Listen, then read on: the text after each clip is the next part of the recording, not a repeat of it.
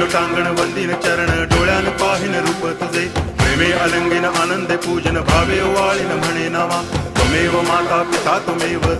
बंधुश्च सखा त्वमेव विद्या तरुणं त्वमेव सर्वं मम देव कायेन वाचा मनसेन्द्रियैर्वा बुद्ध्यात्मना वा प्रकृति स्वभावात् करोमि यद्यत् सकलं परस्मै नारायणायति समर्पयामि अच्युतं केशवं रामनारायणं कृष्णदामोदरं वासुदेवं हरि गिरिधरं माधवं गोपिकावल्लभं जानकीनायकं रामचन्द्रं भजे।